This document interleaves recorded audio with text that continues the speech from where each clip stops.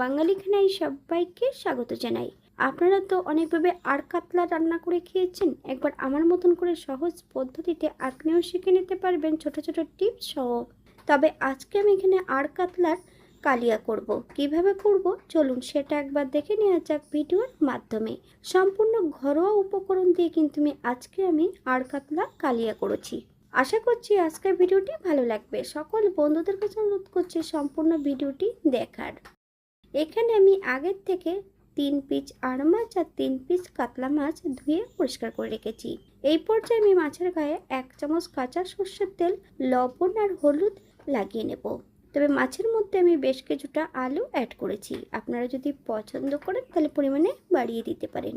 তবে আলু এবং মাছ বেশ ভালো করে লবণ হলুদ লাগিয়ে নিয়েছি।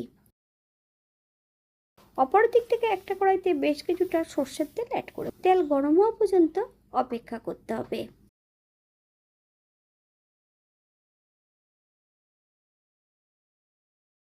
এক এক করে সম্পূর্ণ মাছগুলো তেলের মধ্যে অ্যাড করে দেব।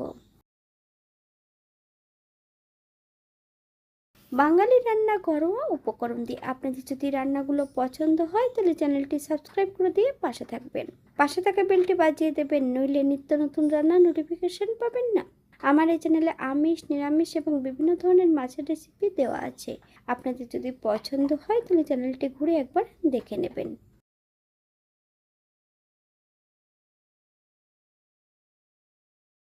অপর দিক থেকে আমি বেশ কিছুটা মশলা রেখেছি। 7 থেকে 8 কলি রসুন, 1 চামচ জিরে গুঁড়ো, 1 চামচ ধনে গুঁড়ো, 1 চামচ আদা বাটা, বেশ কিছুটা জল দিয়ে একটা মিহি পেস্ট তৈরি করে নেব।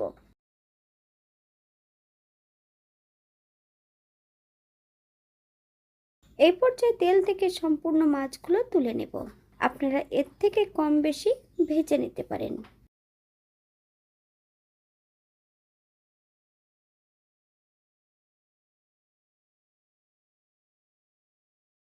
দ্বিতীয়বার একই পদ্ধতিতে মাছগুলো ভেজে নেব। আপনারা একবার স্ক্রিনের দিকে ফলো করবেন। আমি দ্বিতীয়বার ভাজছি কিন্তু আর মাছ।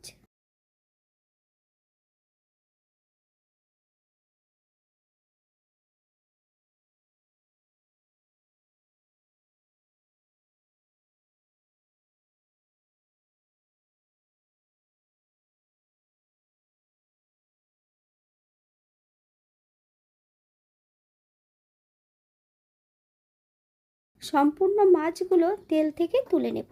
আপনারা এর থেকে কম বেশি ভেজে নিতে পারেন।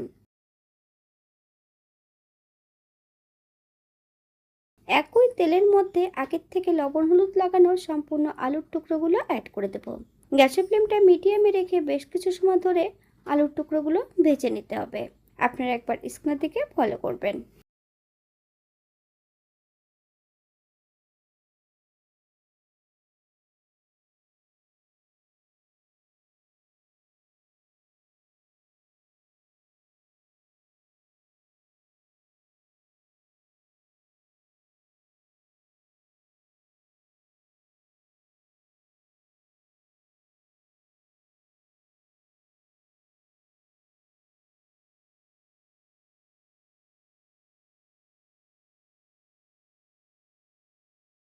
আলুর টুকরোগুলো ভাজা হয়ে গেছে।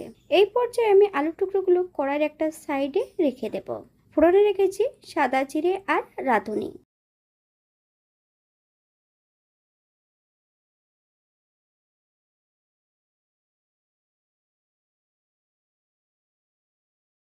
দারচিনি, এলাচ, লং অ্যাড করেছি।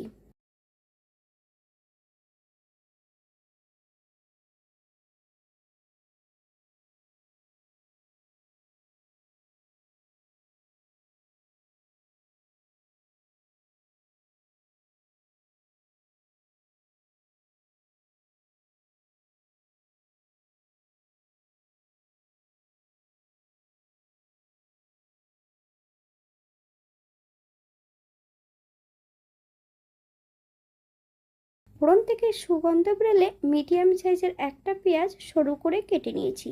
সম্পূর্ণ পেঁয়াজের টুকরোগুলো তেলের মধ্যে অ্যাড করে দেব। গ্যাসের ফ্লেমটা মিডিয়ামে রেখে বেশ কিছু সময় ধরে ভেজে নেব, অথবা যতক্ষণ পেঁয়াজ থেকে কাঁচা গন্ধ ছাড়বে ততক্ষণ বেশ ভালো করে ভেজে নিতে হবে। আপনারা একবার স্ক্রিন থেকে ফলো করবেন।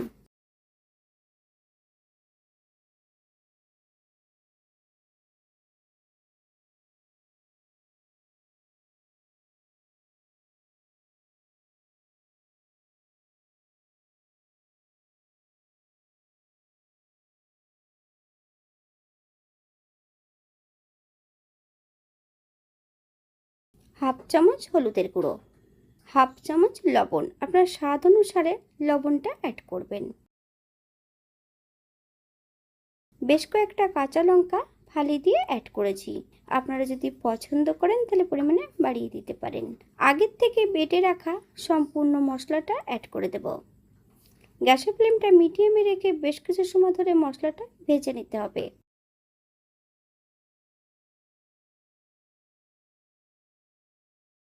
অথবা মশলা থেকে যতক্ষণ কাঁচা গন্ধ ছাড়বে ততক্ষণ বেশ ভালো করে ভেজে নেব।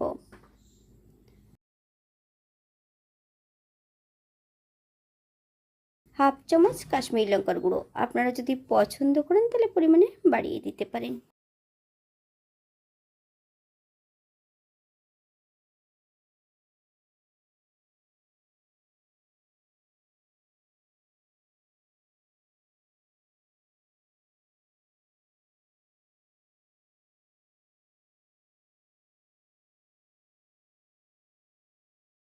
মশলা কষানোর জন্য এখানে আমি সামান্য একটু জল অ্যাড করব।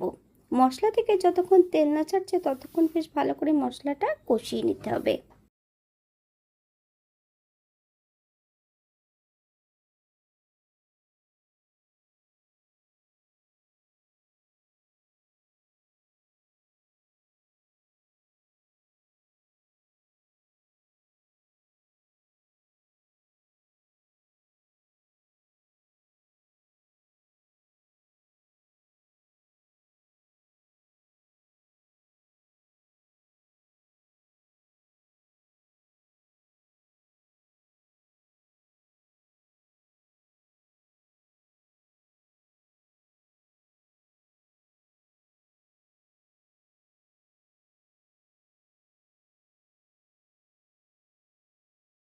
স্বাদের জন্য সামান্য একটু চিনি অ্যাড করেছি, আপনারা যদি পছন্দ করেন তাহলে পরিমাণে বাড়িয়ে দিতে পারেন।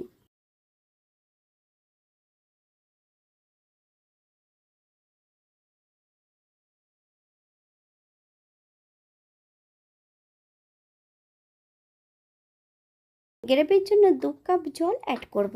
আপনাদের যতটা গ্রেভির প্রয়োজন আপনারা ততটা জল অ্যাড করতে পারেন। গ্যাসের ফ্লেমটা হাইতে রেখে বেশ কিছু সময় ধরে রান্না করে নেব।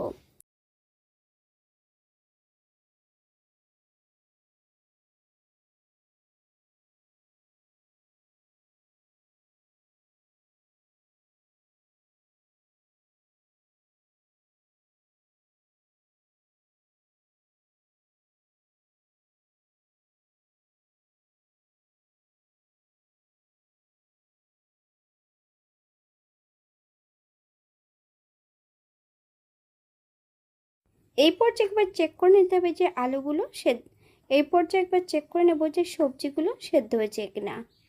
আগের থেকে ভেজে রাখা সম্পূর্ণ মাছের টুকরোগুলো এই পর্যায়ে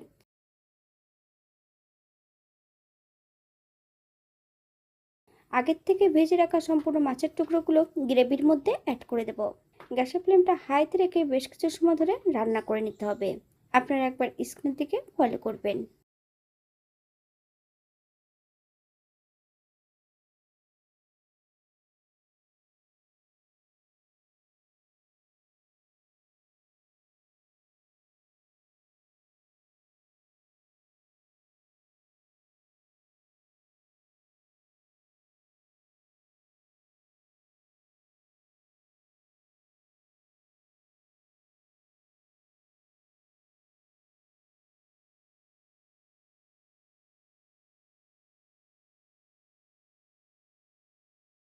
এখানে যে আমি উপকরণগুলো অ্যাড করেছি আপনারা এর থেকে কম বেশি করে নিতে পারেন।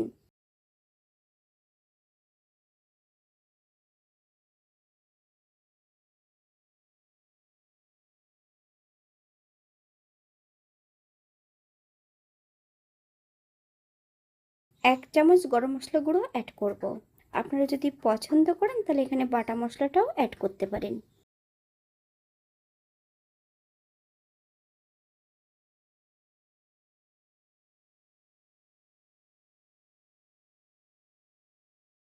গ্যাসের ফ্লেমটা অফ করে দিয়ে 5 মিনিটের জন্য স্ট্যান্ডিং টাইম দেব। তারপর সার্ভ করব।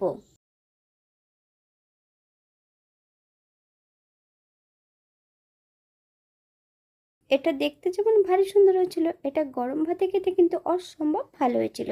আপনারা বাড়িতে একবার একই পদ্ধতিতে বানিয়ে নেবেন।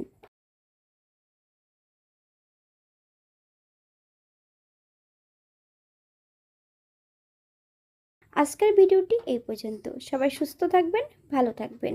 অন্যদিন নতুন রেসিপি নিয়ে আপনাদের সামনে আবার আমি হাজির হব। নতুন ও পুরনো সকল বন্ধুদের অসংখ্য ধন্যবাদ ভিডিওটি দেখার জন্য। হাতে যদি সময় থাকে তাহলে একটা লাইক, কমেন্ট, শেয়ার করবেন।